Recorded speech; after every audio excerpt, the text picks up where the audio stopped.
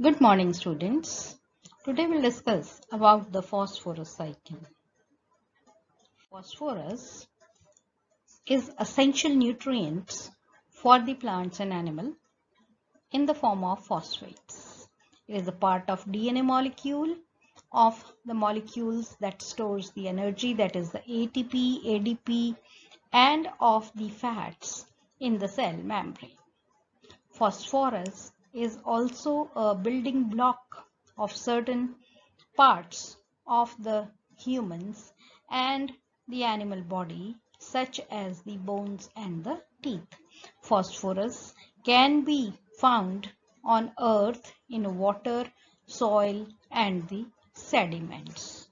So in the phosphorus cycle, from the rocks, the phosphates, they'll come and then they will enter into the plant system, from where they enter into the food chain and into the animals and the birds. Unlike the compound of other matter, the phosphorus cannot be found in the air in the gaseous state. This is because phosphorus is usually liquid at normal temperature and pressure. It is mainly cycling through the water, soil, and the sediment. In the atmosphere, the phosphorus can mainly be found as very small dust particles. Phosphorus moves slowly from the deposits on land and in the sediments to the living organism, and then much more slowly back into the soil and water sediments. The phosphorus cycle is slowest one of the matter cycle that is described here. Phosphorus is most commonly found in a rock formation and ocean sediment as phosphate salt. The phosphate salt that are released from the rocks through withering usually dissolved in soil water and will be absorbed by the plants.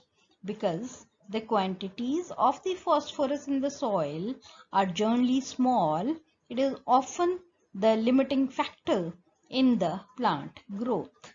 That is why humans often apply phosphate fertilizer on farm land. So phosphorus are also limiting factors for the plant growth and marine ecosystems, because they are not very good water soluble.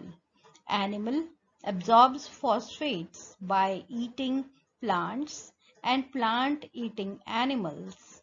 The phosphorus cycle through plants and animals much faster than it does through rocks and the sediments. So the cycling of phosphorus is faster in plants and animals than the sedimentation or the withering from the rocks.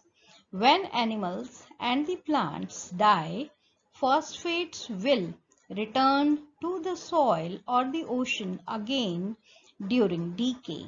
After that, phosphorus will end up the sediments or the rock formation again, remaining there for millions of years.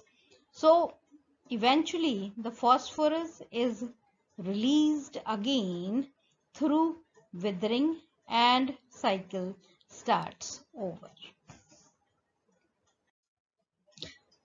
So many fungi and bacteria, for example Aspergillus, Penicillium, Bacillus and Pseudomonas, are potential solubilizers of the bound phosphates. Although bacteria has been used in commercial preparation of phosphate dissolved cultures to improve the growth of plants, fungi seems to be better agents in the dissolution of the phosphates. Major impact of human activity on the phosphorus cycle. So large quantity of phosphate are mobilized by extraction it from the rocks to the manufacturing of the fertilizers and the detergents. The yield of crop can be increased only by the use of fertilizers, so that consumption of the fertilizers will further increase in future. Deforestation can also cause the loss of available phosphate from the soil. Release of sewage water, runoff of fertilizer from the soil, and animal waste disrupt the functioning of the aquatic ecosystem and cause eutrophication.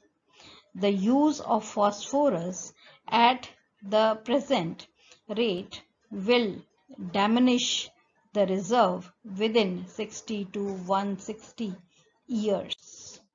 So this is phosphorus cycle, that is from the rocks. The phosphates, they will come out through withering into the sediments, from where they are taken up by the plants. From the plants they will enter into the animals, maybe the birds or any animal. And the bird guano, it is also one of the important source of returning the phosphates to the plant back as fertilizers. So basically the phosphorus cycle is sedimentary cycle. So I hope the concept is clear regarding the phosphorus.